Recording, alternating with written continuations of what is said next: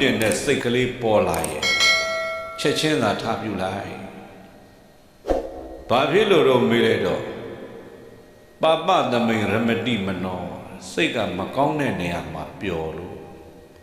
ကောင်းတဲ့နေရာမှာမပျော်လို့ကောင်းတဲ့နေရာမှာပျော်တယ်ဆိုရင်လည်းကြာမပျော်ဘူးတဲ့ခဏလေးပဲပျော်တာအဲဒါကြောင့်ကောင်းမှုပြုကျင်တဲ့စိတ်ကလေးပေါ်လာပြီဆိုရင်ချက်ချင်းသာပြတ်ထပြုလိုက်ကောင်းမှုပြုကျင်တဲ့စိတ်ဆိုတာရှားပါးဖြစ်တာသူတော်ကောင်းတို့သူတော်ကောင်းတို့တွေတဏှာရာစိတ်ဉာဏ်ချင့်ကပ်ပြီးဘယ်သူမှမရှိတဲ့ချိန်တွေးတာလေးတွေကိုပြန်ကြည့်ပေါ့တယောက်တည်းတွေးနေပြီဆိုရင်ကာမဝိတ္တတွေများဗျာပါဒဝိတ္တတွေများဝိဟိန္ဒဝိတ္တတွေများအကုန်လုံးမိစ္ဆာဝိတ္တတွေကြီးတတိကြီးလာကြတာများတမ္မာဝိတ္တဟာအလွန်နေအဲ့ဒါကြောင့်မြတ်စွာဘုရားကကောင်းမှုပြုကျင်တဲ့စိတ်ကလေးပေါ်လာရင်ချက်ချင်းသာပြုလို့ဒီလိုတိုက်တွန်းတာနောက်တစ်ခါ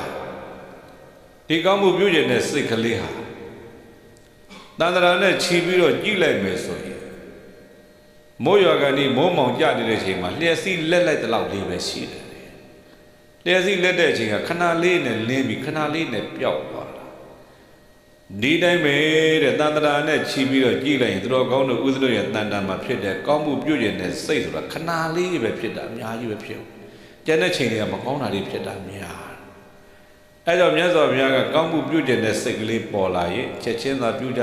လို့ဒီလိုတိုက်တွန်းတာအဲ့ဒီကောင်းမှုပြုကျင်တဲ့စိတ်ကလေးကိုချက်ချင်းမပြုဘူးကောင်းထဲမဖော်ဘူးဆိုရင်တော်တော်ကြာအကြောင်းမျိုးကြောင့်လည်းပျက်စီးသွားတတ်တယ်ဥပုသ်ဆောင်မလို့ရည်ရွယ်ထားဘေးကတယောက်ကရောက်လာတယ်အဲ့ဒီတယောက်နဲ့ပေါင်းလိုက်လို့နှစ်ယောက်ဖြစ်ရင်ဥပုသ်ဆောင်ခြင်းတဲ့စိတ်ကပြတ်သွားတာများတယ်ဒါနလည်းဒီတိုင်းဝိပဿနာလည်းဒီတိုင်းအဲ့တော့တရားမြတ်စွာဘုရားရှင်ကိုတော်မြတ်ကြီးကကောင်းမှုပြုကျင်တဲ့စိတ်ကလေးပေါ်လာရင်ချက်ချင်းသာထပြုလိုက်နောက်တစ်ခါဦးဇင်းတို့သူတော်ကောင်းတို့ရဲ့အသက်နဲ့ခန္ဓာကိုယ်ဒီအသက်နဲ့ခန္ဓာကိုယ်လည်း96ပြယောဂဝေဒနာတွေနဲ့ဆက်ဆက်ပြီးတော့နေတာကိုပိုင်နေလို့ပြောမရအချိန်မျိုးအိုနိုင်တယ်အချိန်မျိုးနာနိုင်တယ်အချိန်မျိုးသေနိုင်တယ်